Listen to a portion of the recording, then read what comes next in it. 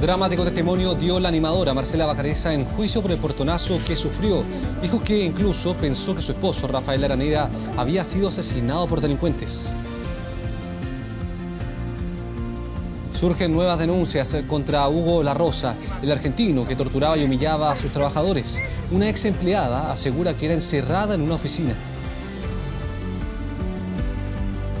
Intensa lluvia con tormenta eléctrica afecta esta noche a Iquique y al interior de la región de Tarapacá.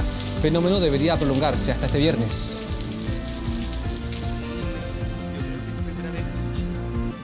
Un gusto como siempre, bienvenidos a medianoche.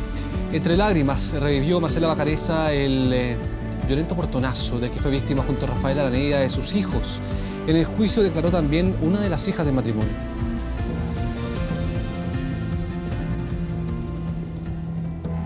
Alrededor de las 9:05 de la noche, día domingo, ingresamos a la casa.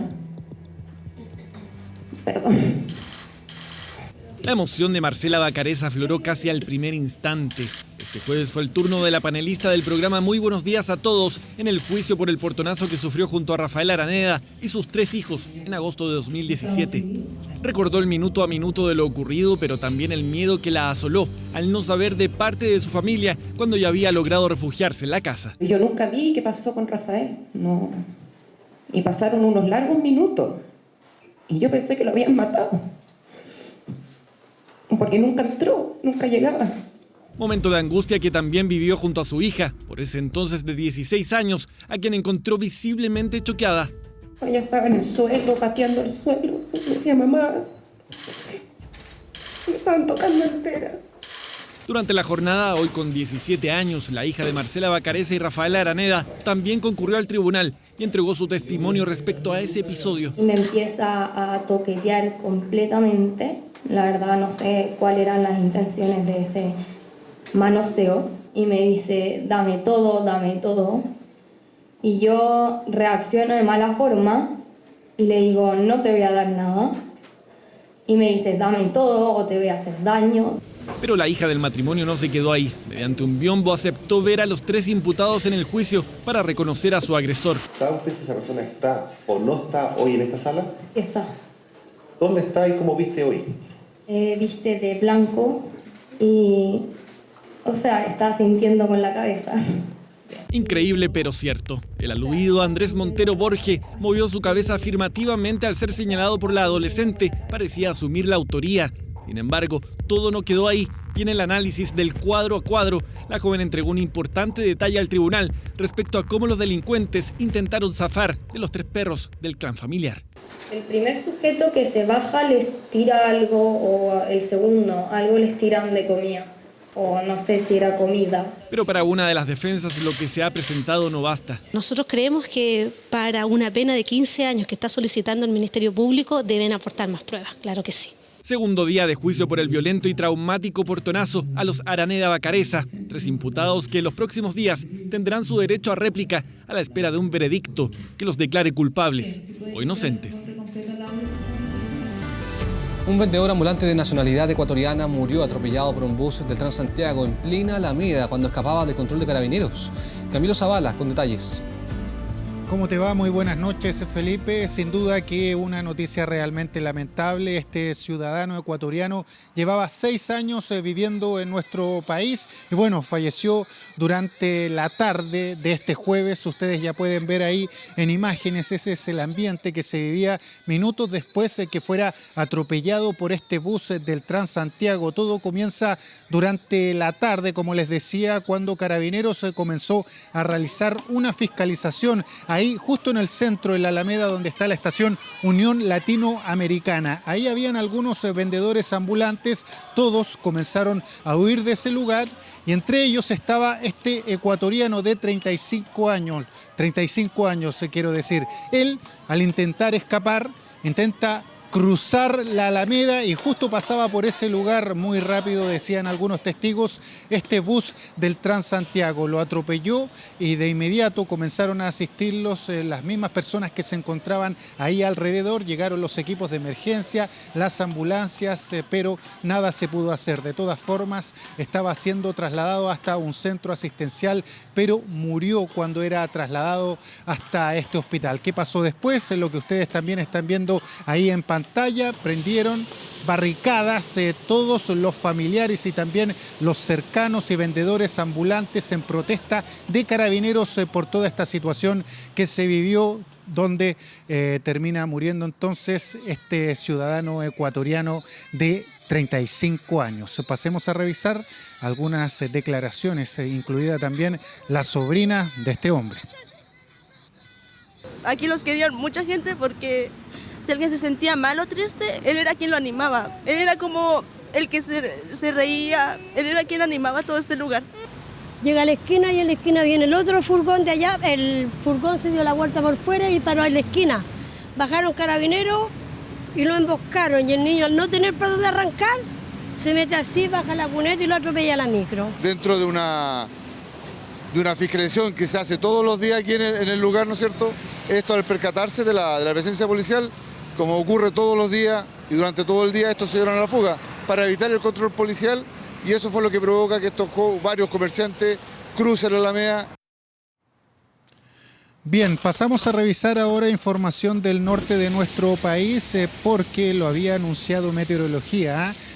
Precipitaciones bastante intensas, lluvia con una tormenta eléctrica se está viviendo ahí en Iquique, afectando también a otros lugares muy cercanos entonces a esta ciudad. Preocupación ha generado todo esto porque también se cortó el camino para todo tipo de vehículos, no solo por ejemplo vehículos pesados, todo tipo de autos, camino hacia el sector de Alto Hospicio. Hay que tener mucho cuidado todas las personas que viven ahí en ese lugar porque se esperan que estas precipitaciones sigan al menos hasta mañana, pero acompañadas por fuertes ráfagas de viento que pueden llegar hasta los 40 kilómetros por hora. Según información que hemos podido revisar hasta el minuto, hay 3.000 clientes que se encuentran sin el suministro eléctrico. Por supuesto, ustedes se podrán informar con respecto a esto en nuestro canal de 24 horas. Vamos a estar monitoreando todo lo que ocurre ahí en Iquique. Bueno, ahora pasamos a revisar otras informaciones, pero nos vamos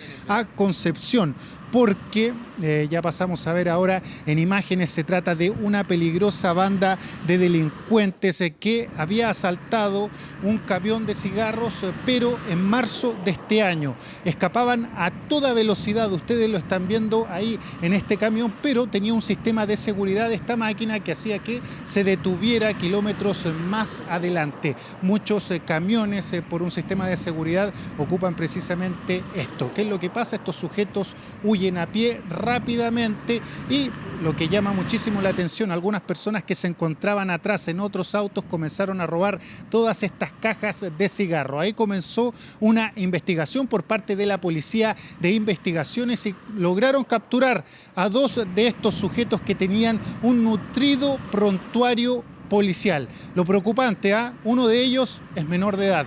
Tenemos declaraciones también con respecto a este tema.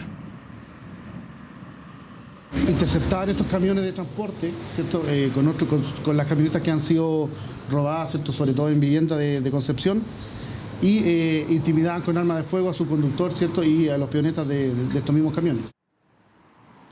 Uno de ellos, este sujeto, el mayor de edad, mañana pasará a disposición de la justicia y será formalizado. Camilo Zavala, un gusto como siempre. Un confuso baleo que involucra a un ciudadano venezolano se vio involucrado justamente y se registró durante esta noche en la comuna de La Pintana. El ciudadano venezolano conducía un vehículo por Santa Rosa en La Pintana cuando fue interceptado por 2 hombres. Lo subieron al auto y lo pasaron al asiento del copiloto. Al avanzar unas cuadras amenazaron con bajarlo y dispararle. Ahí se produjo un forcejeo al interior del vehículo entre la víctima y los asaltantes que terminó con un disparo. Uno de los ladrones se terminó con heridas en la mano y el otro en la zona del tórax de carácter grave.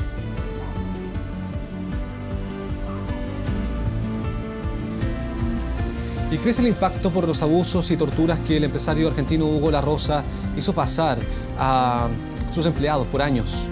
Una mujer embarazada denunció que fue víctima de hostigamiento y que era encerrada en una oficina para que no pudiera hablar con nadie más.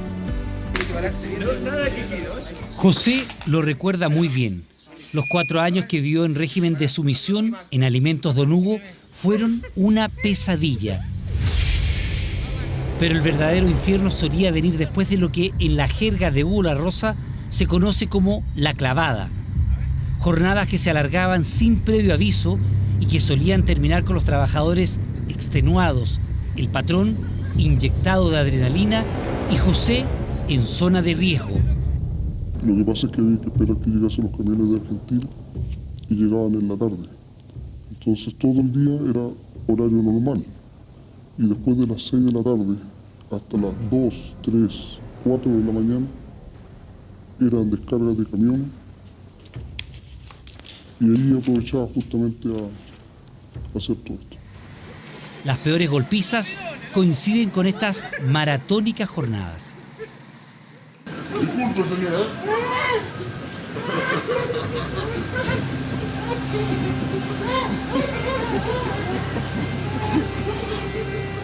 Hay un proceso en que tú vas doblegando la voluntad del otro. Y en ese sentido yo no descartaría que la alteración del sueño o el no permitir que el otro descanse es una estrategia en ese sentido. Desde que dimos a conocer esta denuncia, han abundado las críticas en redes sociales al rol que jugaban los jefes y compañeros de trabajo de José. Y claro, a pocos le hace sentido que por salvarse se permita la tortura de un compañero, o se graben estas vejaciones, o se celebren y se rían de la miseria de este ser encumbrado en su propia maldad. Al principio fue como cómico en ese contexto, pero después ya empezó a sufrir demasiado José y la gente ya no quería seguir mirando, pero había que hacerlo, si no después le tocaba al que se resistía. Teniendo en cuenta esto, era solo cuestión de tiempo para que aparecieran más víctimas de Hugo La Rosa. Nancy es asistente de contabilidad. Trabajó en Alimentos Don Hugo entre 2010 y 2012. 6 meses después se enteró que estaba embarazada. Ahí cambió todo. Fue despedida y tuvo que recurrir a la Dirección del Trabajo, entidad que obligó a Hugo La Rosa a recontratarla. Pero como ya sabemos, aquí las cosas se hacen al estilo de Don Hugo. Me quitó el saludo, me quitaron los compañeros de trabajo, me quitó el almuerzo, me quitó todo. Pero Hugo La Rosa no se iba a conformar solo con eso. Le prohibió al resto de sus trabajadores hablar con Nancy. Su horario de colación se redujo a solo 15 minutos. Y no sería eso lo único que se achicó.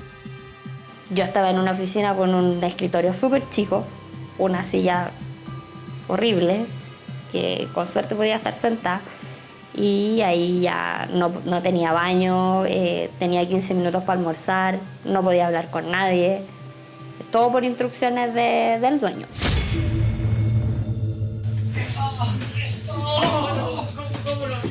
Y es que Hugo La Rosa sabe golpear con los puños, los pies, pero también con sus órdenes. Embarazada y a punto de irse de prenatal, Nancy sospechó que su regreso sería peor aún, y no se equivocó. Me dejaban encerrada en la bodega. Yo no podía salir de la bodega si no le avisaba. Como no estaba con nadie, o sea, no tenía comunicación con nadie, no podía salir de la bodega. Entonces... ¿Te dejaban encerrada con llave? Sí. Le daba piñiscones a mis compañeras y les daba palmazo en el trasero, así como jugarreta. ¿Y ellas qué decían? Nada, lo tomaban así como jugarreta, porque él lo hacía sentir así. Lo hacía sentir como una jugarreta. Y yo creo que también por no perder el trabajo no le decían nada. Desde que Hugo La Rosa se vio expuesto públicamente, sus rutinas comenzaron a cambiar. Antes, incluso habíamos tenido la oportunidad de registrarlo almorzando en compañía de su pareja, Sofía Miño, una de las gerentas de Alimentos Don Hugo. Pero esta sería la última vez que lo viéramos en la calle, ingresando a su condominio ubicado en la zona norte de Santiago. Anoche, una fuente interna de Empresas Don Hugo nos alertó de una reunión secreta ordenada por el dueño. Este ejecutivo, de nombre Juan Sepúlveda, tenía la misión de juntarse con los vendedores de la empresa para decirles que todo era falso, que Hugo La Rosa seguía siendo el empresario ejemplar, el padre de familia, el abuelo que ellos conocían. Con lo que no contaban era que nuestras cámaras estaban a solo unos metros. Le queríamos hacer una pregunta. ¿Su criterio le permite seguir trabajando? Oye, no me filmes, por favor, no me filmes, weón. Yo estoy trabajando en Don Hugo, pero nada que ver todavía. ¿Y usted va a seguir trabajando con Don Hugo? Por favor, no me filmes, viejo. Solo por favor, no me filmes, por la puta madre. A pesar de todo lo que ha visto, ¿usted prefiere seguir trabajando con Don Hugo? Estoy pensando, viejo. Perfecto, lo está evaluando. Sí, pero no puedo hablar más. ¿La reunión de hoy fue para eso, para evaluar qué es lo que van a hacer el resto? Sí. Perfecto. No sabemos. No lo sabe todavía. Ok, gracias. Pero no todos reaccionaron así. Los vendedores, aún atónitos ante nuestra denuncia, no tienen claro si seguir o no en la empresa. ¿Usted piensa seguir trabajando con Don Hugo? Por supuesto, no tengo otra pega, me voy a conseguir pega tú. A pesar de lo que hemos visto. Sí. ¿Su conciencia se lo permite? No, soy un empleado, weón, soy un vendedor de la empresa. ¿De qué conciencia me habláis? ¿Usted no sabía? Anda a entrevistarlo a él. ¿Usted no sabía de todo esto, no? No teníamos idea nosotros. ¿Qué le parece que se haya enterado que quien dirige la empresa estaba realizando estas prácticas? Lamentable. Yo también soy nueva, no sé de esto, nunca nosotros nos han maltratado, nada, pero no sabría qué decirle porque... ¿Le impactó esto? Sí, también estamos tan choqueados como ustedes. Esas cosas pasaron antes, si es que pasaron, yo no sé nada. El propio ministro Andrés Chadwick está evaluando el envío de un proyecto de ley que tipifique el delito de torturas en ambiente laboral. Que este tipo de situaciones, las que yo he visto, tengan una responsabilidad penal y tengan un castigo penal correspondiente, que sea proporcional a la gravedad de la falta. Al margen de esto, el revuelo causado por la fábrica del terror ha llevado también a mirar con ojos críticos el actuar de la Fiscalía. ¿Cómo es posible que se avanzara tan poco en 2 años? ¿Por qué estaba don José a punto de llegar a un acuerdo reparatorio por 7 millones de pesos? ¿No es Hugo La Rosa un peligro para la sociedad? ¿Cómo se explica que ni siquiera tenga orden de arraigo y pueda salir en cualquier momento del país? Mañana está citado a declarar el señor La Rosa y su señora esposa, que es la gerenta de la filial en el sur. El perfil violento de Hugo La Rosa queda demostrado en 2 nuevos casos que describen tocaciones y golpizas que le mostraremos mañana. Y sobre este tema, este viernes, en Muy Buenos Días, hablará una exgerente de la empresa Don Hugo. Va a revelar más datos acerca de Hugo La Rosa, acusado de torturar y maltratar a sus empleados. Los chilenos Felipe Segers y Gabriela Medrano consideraron como una gran equivocación el procedimiento que los dejó 3 días detenidos e incomunicados y acusados de terrorismo en Argentina. Detenidos, tratados como supuestos terroristas. Nosotros tenemos muchas ganas de regresar a Chile. Hemos pasado momentos que han sido bastante difíciles. Incomunicados, sin información por más de 48 horas. Más tranquilos y queremos en este momento agradecer a todas las personas que nos han apoyado. Sonrientes tras los 3 días más complejos, largos y confusos de sus vidas. Todo después que el pasado domingo el artista Felipe Segers y la arquitecto Gabriela Medrano fueran detenidos por la policía argentina. Eso tras olvidar un paquete en el hotel que abandonaban para regresar a Chile. Estamos frente a una gran equivocación. Es por esto que estamos esperando que esto termine y sea aclarado el expediente judicial para poder volver a nuestro país y retomar nuestras vidas.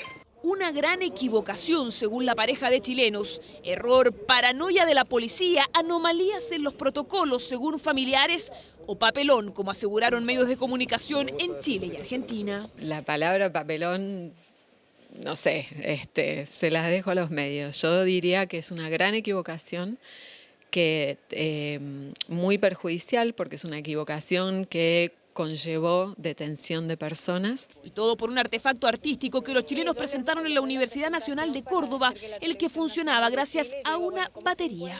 La Declaración Universal de los Derechos Humanos, leídos en lenguaje inclusivo. Una explicación que dieron en los juzgados argentinos. Si el domingo fueron tratados como terroristas, este miércoles se recuperaron su libertad por falta de méritos. Implica que el juez no tiene pruebas suficientes para procesar y tampoco tiene pruebas para sobreseer, es decir, para dejar totalmente cerrado el proceso. Por ello, la pareja de chilenos deberá en los próximos días hacer funcionar nuevamente su última muestra artística, pero no en las calles, sino frente a los ojos del juez. Espérennos, vamos a tratar de llegar lo antes posible. Muchas gracias. Muchas gracias. Gracias. Papelón o equivocación por lo vivido por el director de Hecho en Casa y la arquitecto Gabriela Medrano, quienes deberán mantenerse en Argentina al menos por unos días hasta que se cierre el proceso o surja alguna determinación que les permita continuar su defensa desde Chile. Un afiliado a FONASA de 89 años denunció que no le prestaron el baño en la sucursal de Ñuñoa. Humillado, tuvo que orinar en la calle. Don Francisco cumplirá 90 años. A su edad presenta movilidad reducida y un cáncer le complica la salud hace años.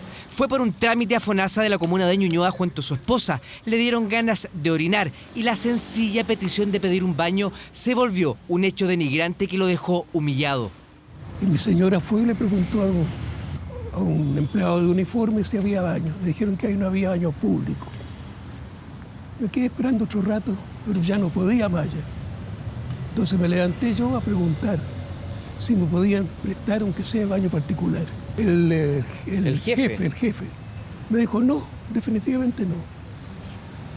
Pero yo casi le supliqué, porque ya no daba más ya. No, me dijo. Ante la falta de empatía y la mala respuesta del jefe de local, don Francisco no aguantó. Tuve que salir a la calle y orinar en la vía pública, de espalda a la locomoción colectiva, absolutamente avergonzado. Un rápido recorrido por otras oficinas de FONASA nos revela dos realidades. La primera, la mayoría de quienes asisten son adultos mayores. Y la segunda, en ninguna oficina hay un baño ni para ellos ni para nadie. No va porque no hay. Y prefiero aguantar a la casa. Y no solo en FONASA, también en Servipac o Serviestado la situación es la misma. Lugares donde los adultos mayores esperan para cobrar su pensión y hacer sus trámites. Un baño, por ejemplo, al frente usted tiene que pagar o no lo dejan entrar porque es solamente para clientes. FONASA comunicó 24 horas que lamentan sinceramente lo que le sucedió a su beneficiario, que piden disculpas públicas por lo ocurrido y que velarán porque esto no se vuelva a repetir. ¿Qué criterio de quién hoy día está entregando este servicio de decir, bueno, yo me pongo en la situación del otro, me pongo en la situación de la persona mayor y si necesita ocupar el baño, como era el caso de don Francisco, efectivamente el poder entregarle ese servicio no cuesta nada? Fuimos a hablar con el jefe de local de FONASA, a quien Francisco denuncia de maltrato. ¿Se acuerda del incidente? Sí, por supuesto. ¿Y por qué no le facilitó un baño? ¿Podemos ver? Es una persona mayor, tiene cáncer, tiene movilidad reducida. ¿Eso es lo único que me decís? Por favor. ¿Me está echando? No, quiero que me acompañe. No nos dio su nombre, no nos quiso hablar en cámara y esgrimió que no hay baños públicos y que el de personal está en el sector donde se guarda el dinero. Estoy enfermo, pero no estoy inutilizado. Don Francisco hizo esta denuncia, dice, no solo por él, sino por miles de adultos mayores que podrían necesitar ayuda. Se sintió humillado y espera que esta situación no le ocurra a nadie más. Solo 4 ministros de la Corte de Apelaciones de Rancagua continúan en ejercicio. Esto luego que el Pleno de la Corte Suprema suspendiera de sus cargos a 2 nuevos ministros del Tribunal de Alzada, quienes están siendo investigados por corrupción. El Pleno de la Corte de Apelaciones de Rancagua sufrió 2 nuevas bajas. Marcelo Albornoz y Marcelo Vázquez, los otros 2 ministros investigados por corrupción en el sumario de la ministra Rosa María Maggi, fueron suspendidos de sus funciones por 4 meses, tras notificarles cargos por posible tráfico de influencias e intervención en procesos judiciales. Si estos cargos se confirman, constituyen en ese momento constituirán una situación de mucha gravedad. Ya que ha quedado prorrogada la visita extraordinaria de la ministra señora Maggi, que tendrá dedicación exclusiva o preferente para esta actividad. En La Moneda miran con preocupación las acusaciones, mientras en paralelo la investigación de la Fiscalía de O'Higgins avanza, aunque por ahora solo con el ministro Emilio Elgueta como imputado. Esperamos que se aclaren los hechos y si hay responsabilidades penales se puedan aplicar lo que corresponde de acuerdo a la ley, porque esto hay que pararlo de inmediato. Por cierto, nos preocupa las investigaciones que estamos llevando adelante porque afectan a un poder del Estado y una función tan relevante como la judicatura. La suspensión de Elgueta, Vázquez y Albornoz dejó en ejercicio a solo 4 ministros del Pleno rancagüino, aunque la Corte continúa en funciones, con 2 jueces de garantía subrogando, más 5 abogados integrantes. Internacional. El uso que Facebook le da a la información de sus usuarios vuelve a generar un escándalo. Esta vez se trata de 2 bases de datos de información privada de más de 540 millones de usuarios que fueron alojadas en un servidor de Amazon sin ningún tipo de protección. Estas bases fueron detectadas a principios de este año y a pesar de haber notificado a Facebook sobre esta falla, la compañía de Mark Zuckerberg solo protegió la información en los últimos días. Tanto la privacidad de los datos como la información que transmiten los usuarios a través de esta red social se suman a una larga lista de cuestionamientos a Facebook que van desde la falta de regulación de las noticias falsas hasta la intervención en resultados en las elecciones de varios países. Una falla en el software del sistema de control de vuelo del Boeing 737 MAX 8 fue lo que provocó la caída del avión de Ethiopian Airlines el 10 de marzo, según la investigación preliminar del accidente que fue divulgada este jueves por el gobierno etíope. Un fallo repetido en el software de control automatizado del vuelo del avión provocó que se activara el procedimiento de parada de la aeronave, generando el descenso abrupto del aparato de la nave que se estrelló hace un mes, causando 157 muertos en Etiopía. La ministra de Transporte del país africano recomendó que Boeing revise el sistema de control de la aeronave y que las autoridades confirmen que el problema se ha resuelto antes de permitir que el modelo vuelva a volar.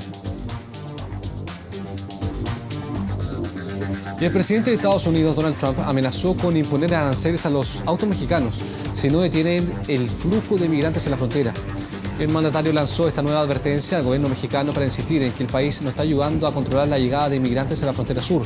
El presidente estadounidense dio además un plazo de un año para que México controle el paso de drogas, que según él están inundando el país. Por su parte, el gobierno mexicano respondió esta tarde que es importante mantener el comercio separado de la migración, temas que constantemente mezcla Trump. Actualmente el 80% de las exportaciones de autos mexicanos tienen como destino Estados Unidos y Canadá. Gracias. Volvemos a medianoche y sobre la intensa lluvia en el norte del país. Hace minutos la Intendencia ha anunciado la suspensión de clases en toda la región de Tarapacá para este día viernes, tanto recintos particulares como públicos. Así que atención con esta información, clases suspendidas en toda la región de Tarapacá para este día viernes.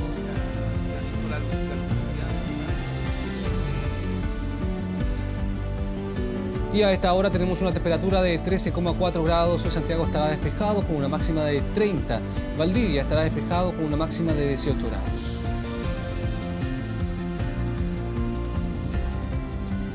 Y antes de despedirnos, recuerde que este viernes en Muy Buenos Días hablará una exgerenta de la presa Don Hugo. Va a revelar más datos acerca de Hugo La Rosa, acusado de torturar y maltratar a sus empleados. Usted ya lo ha visto acá en 24 horas. Nos vamos de medianoche. Nos encontramos inmediatamente en Canal 24 Horas. Chao, chao.